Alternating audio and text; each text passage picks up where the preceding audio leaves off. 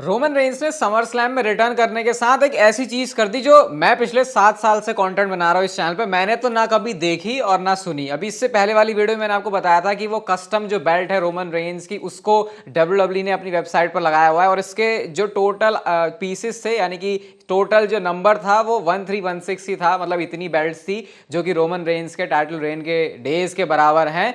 तो इसके बारे में ये पता चलता है कि सिर्फ 2 घंटे के अंदर जो पूरी ये बेल्ट है ये स्टॉक आउट हो गई।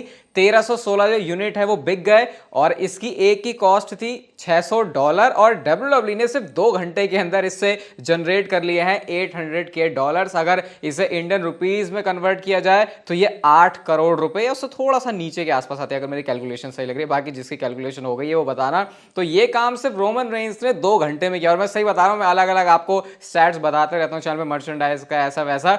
ये कभी नहीं सुना। वापस भी आया रोमन रेंस एक इंपैक्ट के साथ कि बस यूं झटके में ही $1 मिलियन ऑलमोस्ट डब्ल्यूडब्ल्यूई की जेब में। Okay, hello chatters, my name is Rohit and you are watching wrestle chatter.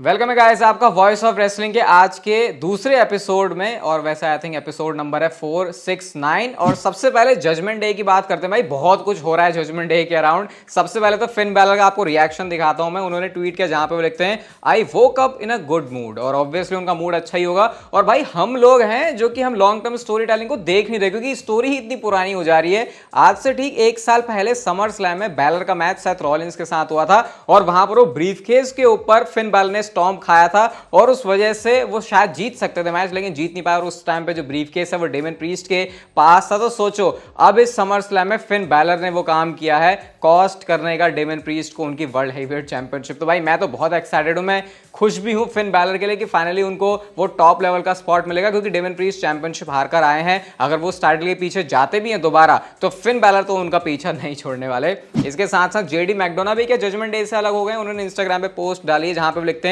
वो मतलब ऐसे लिखते हैं कि वैसे ही मुझे ये वाली जो टी शर्ट है वो पसंद नहीं थी और ये जजमेंट डे वाली टी शर्ट है। क्योंकि आई थिंक इसलिए भी बोल रहे हो क्योंकि उनका नाम भी नहीं था कभी उसके ऊपर। फिर ये मीम ही है, ट्विटर पे चलते रहता है। ट्विटर पे आ जाओ भाई, बहुत मस्त चीज़ें चलती रहती है वहाँ पे, फॉलो भी कर सकते हो आप मुझे। ये पोस्ट है जहाँ पे रिएक्शन जब उसको पता चला कि रिया रिप्ली और डोमिनिक मिस्टीरियो अलग अलग हो चुके हैं। और बाकी कार्लिटो, क्योंकि अब जजमेंट डे का तो समझ आ नहीं रहा तो ऐसी मीम में चल रहा है कि अब कार्लिटो होने वाला है क्या जजमेंट डे का लीडर। तो जजमेंट डे का समर स्लैम में पूरा जजमेंट ही निकल के आ गया है, पूरा तितर बितर हो गया है सब मामला। और जो डोमिनिक ने ये हरकत करी ना, उसमें डोमिनिक के पिताजी ने भी अपना रिएक्शन दिया इंस्टाग्राम पे। वो जो वीडियो है उसमें कमेंट किया रे मिस्टीरियो ने और वो ये लिखते हैं सिंपली कि ये बंदा परफेक्ट है, जो मेरा लौंडा है परफेक्ट है। किस चीज में? अपनी बैक, मतलब उन्हीं लोगों के ऊपर टर्न करने में जो कि इसके बारे में सबसे ज्यादा केयर करते हैं। पहले रे मिस्टीरियो ने किया की केयर, उसकी कोई वैल्यू नहीं करी डोमिनिक ने, और अब रिया रिप्ली ने भी करी तो उसकी भी वो कोई केयर नहीं करे। तो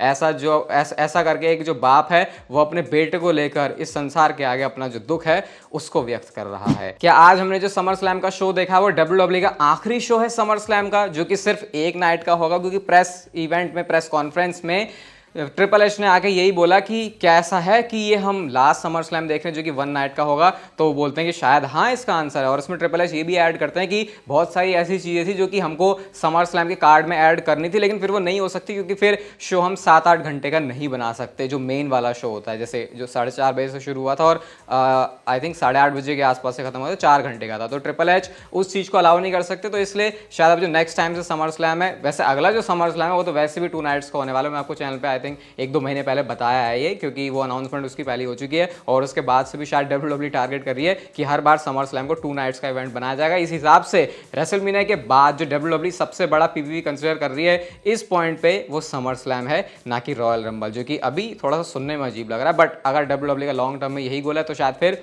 रॉयल रंबल भी 2 नाइट्स का बन सकता है बहुत जल्दी। नेक्स्ट बात करते हैं जिला फाटू के बारे में। और जिला फाटू जो है बैठे हुए थे समर स्लैम में ही। जिला फाटू के बारे में ये भी पता चला था कि वो शायद क्लीवलैंड में है, शायद मैंने बताया था आपको एक वीडियो में कि वो क्लीवलैंड में है, लेकिन वो तो अपने किसी एक दूसरे मैच करने के लिए गए थे, वहां वो कुछ नहीं करने गए। जिला फाटू थे वो लेंसन आए थे, मैं थोड़ा कंफ्यूज हो रहा हूँ। बट जो भी है अपनी इंडी की ड्यूटी उन्होंने पूरी नहीं करी, इंडी मैच की नहीं करी और वो सीधा समर स्लैम में ही आ गए हैं और मस्त यहाँ पे बैठ के चिल होके वो एंजॉय कर रहे हैं। बाकी अभी तो ब्लड लाइन में उनके क्या कनेक्शन है, कोई कॉन्ट्रैक्ट साइन होने की बात हुई नहीं है। बट धीरे धीरे जैसे जैसे नाम उनका बढ़ेगा सोशल मीडिया पे, डब्ल्यूडब्ल्यूई मुझे तो लगता है कई बार वैसे भी फोर्स हो जाती है कि यार इसके बारे में लोग इतना बात कर रहे हैं, चलो इसको भी कंपनी में लेके आ जाते हैं। तो शायद बहुत जल्दी उनका भी नंबर लग सकता है। ड्रू मैकिंटायर की वाहवाही तो हुई है समर स्लैम में, मैच वो जीत गए हैं और जरा मैच जीतने के बाद प्रेस कॉन्फ्रेंस में जाकर ड्रू मैकिंटायर को देखना, बंदा इतना खुश है कि जैसे कि क्या मतलब उसके लिए तो कोई मैं एग्जाम्पल भी नहीं दे सकता, बस वो नेक्स्ट लेवल का खुश है, बिल्कुल उड़ता ही फिरूं वाला बैकग्राउंड म्यूजिक लगा तो ड्रू मैकिंटायर में वैसा वाला कुछ। और इस समर स्लैम इवेंट से पहले भाई उन्होंने एक टी शर्ट में लिख के ही दे दिया FU CM Punk और एक ऐसा वर्ड भी लिखा जो कि मैं मतलब वो थोड़ा सही नहीं रहेगा वीडियो में बोलने के हिसाब से। ये समर स्लैम से पहले की उनकी हरकत थी और जब हरा दिया उसके बाद भी जो CM Punk को ट्रोल करना है वो उनका कंटिन्यू है, जहाँ पे एक कोट है जिसमें मतलब वो कोट को भी देख रहे हो कितना इनोवेटिव है। इतने तो भाई हम सोशल मीडिया पे सोचते हैं कैसे एंगेजमेंट लेके आया, क्या कैसे काम करे, ड्रू मैकिंटायर को पता नहीं कौन सिखा रहा है भाई। ये वो गिरे हुए CM Punk के नीचे वो कॉल आउट वाला वो जो बबल है उसको लगा के जो कोट है या फिर जो बात लिखी गई है वो ये है कि हेटर्स ने कहा था कि मैं नहीं कर सकता और हेटर्स सही थे, तो एक ग्रेटेस्ट कॉल था हेटर्स की तरफ से। मतलब CM Punk नहीं जीत पाए और हेटर्स यही बोल रहे थे, तो CM Punk से अपना पल्ला तो झाड़ चुके हैं ड्रू मैकिंटायर, वो मैंने आपको दिन वाली वीडियो में बताया था। लेकिन CM Punk अभी जो बदला पूरा करेंगे अपना या फिर जिस बदले की आग में निकलेंगे वो इस फीड को और इंटरेस्टिंग बनाएगा। टोंगा लोआ के बारे में बात ना करें, अगर वो टीवी पे आए हैं तो ऐसा कैसे हो सकता है भाई। टोंगा लोआ ने अपनी एक और इंप्रेसिव परफॉर्मेंस दी है, ये छोटी सी क्लिप के अंदर आप देख सकते हो। टोंगा लोआ को उठा के कोडी रोड्स को टर्न बगल पे मारना था लेकिन बेचारे बंदे से ये काम भी नहीं हुआ, तो इस वजह से भी टोंगा लोआ का अलग ही है भाई। समझ रहे हो, बोलना ये चाह रहे हैं कि बेकार है लेकिन दिखा ऐसे रहे हैं कि बहुत अच्छा है। वो तो टोंगा लोआ का तो कुछ अलग ही फैन बेस बन रहा है और मुझे लग रहा है कि अगर सोशल मीडिया पर ज्यादा चला तो WWE इसको कर सकती है पर्पसली, ताकि और ज्यादा टोंगा लोआ के बारे में भी बात हो अलग से। भले हम ब्लड लाइन को एक सीरियस ग्रुप की तरह लेते हैं लेकिन टोंगा लोआ उसमें कुछ अलग ही तड़का मारने का काम कर सकते हैं ऐसा लग रहा है। और आज की नेक्स्ट एंड फाइनल स्टोरी है रोमन रेंस के बारे में। रोमन रेंस के कंधों पर क्या बहुत जल्दी दोबारा से अनडिस्प्यूटेड चैंपियनशिप सजने वाली है। सबसे पहले तो रोमन रेंस के कैरेक्टर के बारे में, अगर आपने स्पॉटिफाई के ऊपर हमारा एपिसोड सुना होगा जो कि हमने बहुत टाइम पहले ही अपलोड कर दिया, तो उसमें एग्जैक्टली जैसा रोमन रेंस के कैरेक्टर को हमने डिफाइन किया था अभी तक देख के वो वैसा ही लग रहा है। और रोमन रेंस जब बाहर जाते हैं समर स्लैम से, जब वो निकल रहे थे रैंप से, तो यहाँ पे बहुत सारे फैंस उनकी तरफ हाथ बढ़ा रहे थे, तो रोमन रेंस ने उनको ऐसे मतलब उनके साथ थोड़ा सा ऐसे दिखाया, इंटरेक्ट किया उन्होंने फैंस के साथ, सबके साथ नहीं किया, बस आते जाते उन्होंने बस एक ऐसा हाथ मार दिया। मुझे ऐसा याद नहीं आता कि जब रोमन रेंस अपने tribal chief head of the table या इससे पहले वाले रन में, ये रेसलमेनिया में हारने से पहले जब वो विलन हील वाला रोल प्ले कर रहे थे, तब मैंने बहुत रेयरली ही रोमन रेंस को ऐसा देखा। और स्पेशली अगर वो करते भी थे तो ऐसा नहीं कि किसी मेजर जगह पे करे, वो लाइव इवेंट के अंदर ऐसे ही कहीं इधर उधर हो गए तो वो बात अलग है, या फिर कोई बंदा ही उनको एक्नॉलेज कर रहा है। बट यहाँ पे ऐसा नहीं देखो कि कोई फैन साइन देख के रोमन रेंस ऐसा कर रहे हैं, वो नेचुरल जो बंदे का गिमिक है उसको देख के ये ऐसा लगा है। बट अगर आप रोमन रेंस के फेशियल एक्सप्रेशन देखोगे, कोडी रोड्स फेस हैं,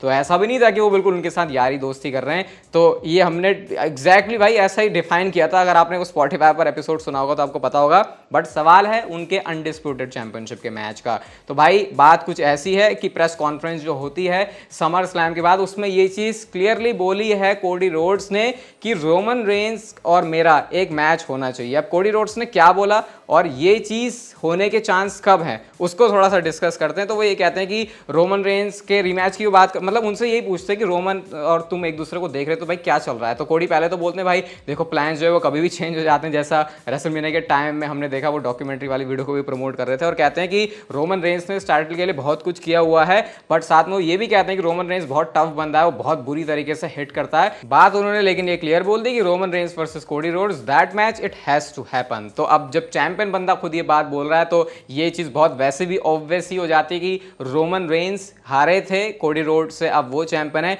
लेकिन अभी जैसे मैंने आपको पिछली वीडियो में बताया, जो पहला उनका स्टेप है वो सोलो सिकोवा के लिए होने वाला है। और क्योंकि ये रोमन रेंस का जो कैरेक्टर है अब डेफिनेटली वो एक प्योर हील वाला नहीं है, इसमें WWE चेंजेस लेके आ रही है। तो अब जब कोडी रोड्स के सामने भी वो उतरेंगे जो कि ऑलरेडी एक बेबी फेस है, तो यहाँ पे बिल्कुल आपको डिफरेंट वाइब मिलने वाली है। सिमिलरली जैसा हम आजकल फ्यूड में देखने की फर्क नहीं पड़ता कि अगर कोई एक बंदा फेस है और फेस है, WWE फिर भी उनको आपस में लड़वा देती है। जैसे भी डेमन प्रीस्ट का हमने धीरे धीरे टर्न होते हुए देखा, वो सेथ रॉलिंस के सामने भी एक थोड़े फेस की तरह एक्ट कर रहे थे, तो सिमिलर सिचुएशन यहाँ पर भी क्रिएट होगी। और अभी तो भाई अब रोमन रेंस आ गए हैं, अब एक्साइटमेंट नेक्स्ट लेवल पे होने वाली है। आज चैनल पे बहुत सारा कंटेंट आया, नहीं देखा तो जाके देख लेना, व्लॉग भी आया है, पॉडकास्ट भी आया है, अभी आपको रील और शॉर्ट वो भी मिल जाएगी। ये वीडियो अच्छी लगी आपको और थोड़ा सा काम अच्छा लग रहा है तो लाइक जरूर कर देना, चैनल को भी सब्सक्राइब कर दो ऐसी और मस्त वीडियोस के लिए। और तब तक के लेते रहो जिंदगी के मजे।